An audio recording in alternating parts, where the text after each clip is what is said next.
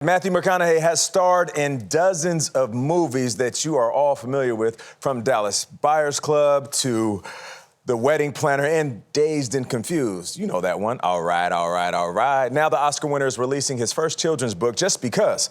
The picture book is filled with life lessons for kids and maybe even some for adults. Matthew McConaughey spoke with us earlier this week about lessons he shares with his own kids and where he got the idea for the book.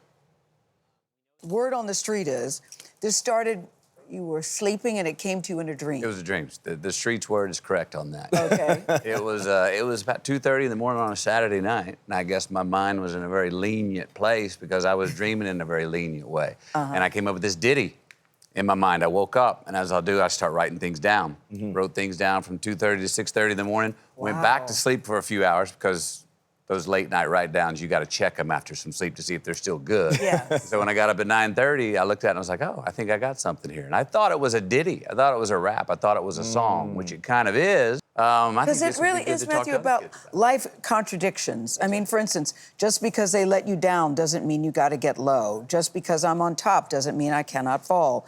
Just because you failed doesn't mean that you blew it. Right. I mean, so how did this come about? Were you thinking about things that have happened in your own life? I think I was thinking about things that my children were going through, conversations I was having, them coming to me feeling like things had to be absolute. Yes. My daughter going to play a sport, she's like, well, does that mean I got to be a pro in it? Right. No, you don't got to be a pro. You just go play it for the exercise. Try it out for a year. We'll see. I had a conversation with my son this morning who had a great soccer game, scored a bunch of goals, assists. And he's like, hey, I think I need this prize to buy me for the great game. And I'm like, we'll talk about the prize, but it's not going to be a prize for you playing great. Yes. You honored your ability out there. That's your own prize. What do you hope adults take away from this? First, I think it's a great conversation starter with our children. And look, the conversation I have with my children, I was analyzing my own scenarios in my life where I contradicted myself, where I bogeyed on Monday, but came back and birdied on Wednesday in my choices in life. Of course. And said I made up for it. Just because I bogeyed on Monday didn't mean I lost it. I blew it. Yeah. So each scenario, I think every parent is they're gonna look at their own life and say, oh, this is a situation where I saw myself in that fits this couplet. There's two things that come to mind when reading this, two phrases that pop in my head. One is, give yourself grace and give grace to others. And then also, and this is more adult themed, like we've been talking about, this book is about the reality of duality. That it's not always black and white, that there is some gray area. What moments in your life have you had where you had to give yourself some grace? Oh, geez, daily. I mean, look, it's on the, it's always a fine line there because there's things we have to forgive ourselves for to move on. Like that couplet, just because I let go doesn't mean that I stop climbing. That's basically about forgiveness. Yeah. Letting go, forgiveness is evolution a lot of the time. Now, we can't continuously let ourselves off the hook, give ourselves too much amnesty. Right. We have to hold ourselves to a bar, a code along the way, but there are a lot of places where we need to be properly lenient with ourselves and with others to have that grace to then evolve and move on. That's right. So please be properly lenient with me as I edge into a political question here. Okay. Because for a lot of people, what feels right would be a Governor Matthew McConaughey. That's what they like. Because you are so comfortable in the in-between, and you do want to bring people together. Yep.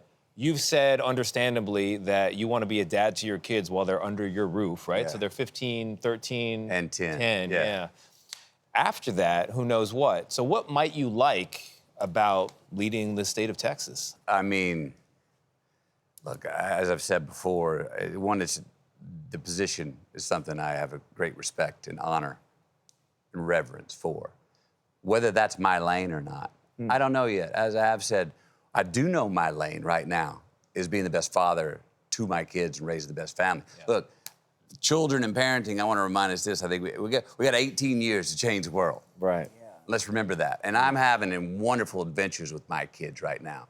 I also think I'll be, if that is a position of leadership, whatever that category may be for me in the future, this time of raising my children through puberty, through adolescence, is really good for any kind of leadership of whatever you're running, whatever you're CEO of, whether that be a business, a state, a country, or what have you. So I'll measure that down the line and see where I'm most useful. Right now, I think I'm breaking a sweat raising my kids. And it's a fair fight that I'm trying to win. But I love what you and Camilla are doing with your children. You're very involved in philanthropic charity work. Maui, working there. You've certainly been in Uvalde, your hometown. Why is it so important for them to see how important this is to you? Amen. It makes such a difference. Trying to help them understand that service is not an amendment that you remember to do on your birthday, that it needs to be on your proverbial desk Monday morning, every week of your life. Look around, see if there's a way you can serve. My kids are coming into a really privileged position. I've succeeded. We've got a good roof overhead. We've got food on the table. We're an affluent family. I don't want them to be entitled. Matthew, you're a very good speech maker. And, you know, as a dad, I got a 14-year-old, you got teenagers. Yep. They don't often want to hear speeches from dad. No. And I'm just very curious. No, they don't. That's right. Do you slip into Matthew McConaughey mode as you're laying out the wisdom? Yes. Do they do anything to say, Yes. Dad, lay off, okay? They do. Oh, trust me, I've heard a few times. No, not another TED Talk right now. Another TED Talk. Have your kids repeated something you have said and gave you a whoa moment? You see it sinking in. Yeah. No, they have. You know how it is. Sometimes they're like, I don't want to hear it right now. Cut that out, Dad.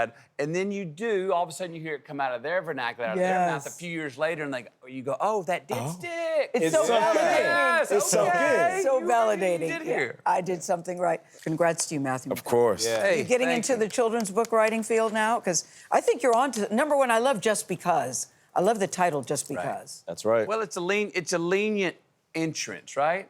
It doesn't feel like, I'm trying to make the broccoli taste good. Yeah. Just because. It's better than Because I Said Right. So. Right. If you steam it and put a little seasoning on it, Yeah, it'll be all right. Digestible. Nicely done, Matthew McConaughey. Yeah, well done. Matthew McConaughey's book, Just Because, is on sale now.